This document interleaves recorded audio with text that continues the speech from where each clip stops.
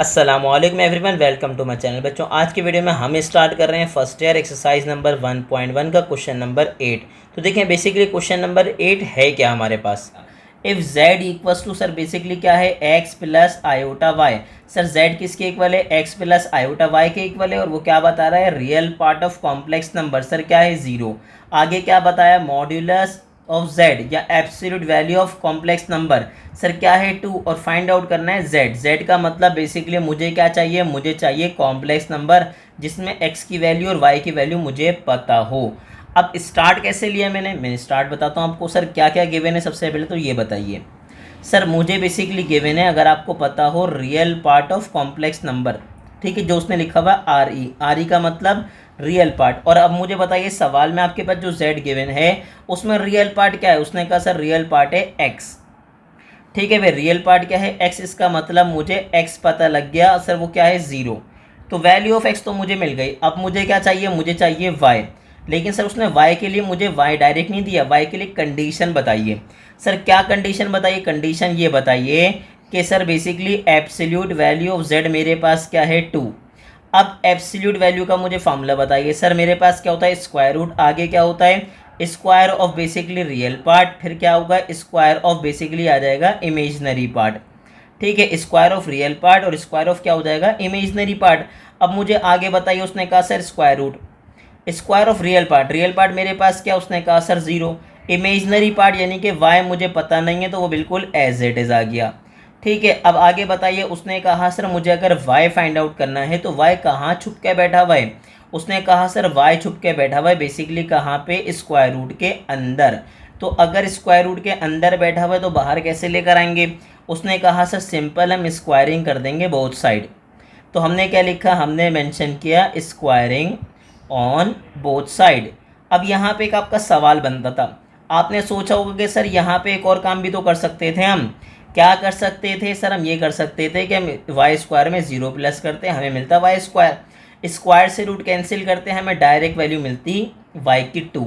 लेकिन सर याद रखिएगा, मैं यहाँ पे एक बात समझा दूँ आपको। सर याद रखिएगा, 4 का रूट जब मैं लूँगा तो मुझे क्या मिलेगा, 2, जिसको हम +2 कहते हैं। सर लेकिन इसी 4 का एक और रूट होता है, वो क्या होता है, -2। तो सर याद रखिएगा, स्क्वायर से रूट कैंसिल करेंगे तो आपको सिर्फ पॉजिटिव वैल्यू मिलेगी, नेगेटिव वैल्यू नहीं मिलेगी। तो ये वाला काम आप कर नहीं सकते, आपको सिर्फ एक वैल्यू मिलेगी, दूसरी वाली कंडीशन मिलेगी ही नहीं।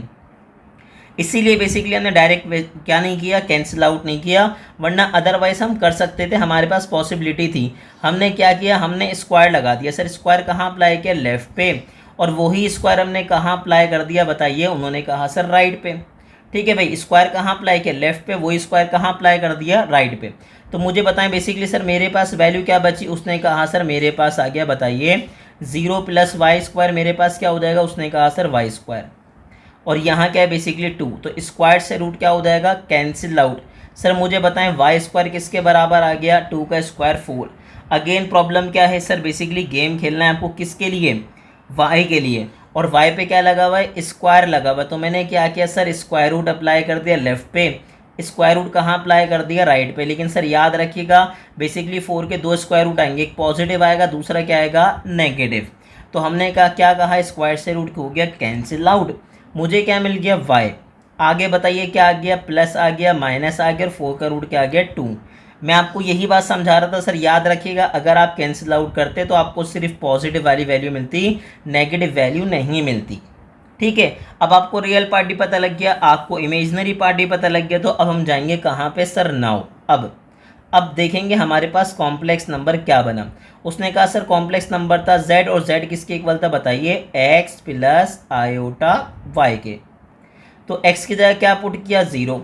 फिर आ गया हमारे पास आयोटा। सर y की जगह हमने क्या प्लेस किया, हमने प्लेस किया +-2। सर याद रखिएगा +-2 एक साथ क्यों लिखा, क्योंकि सर हमारे पास आगे साइन है प्लस। अगर यहाँ प्लस की जगह कोई और साइन होती, मतलब माइनस होता, फिर मैं एक साथ नहीं रख सकता था।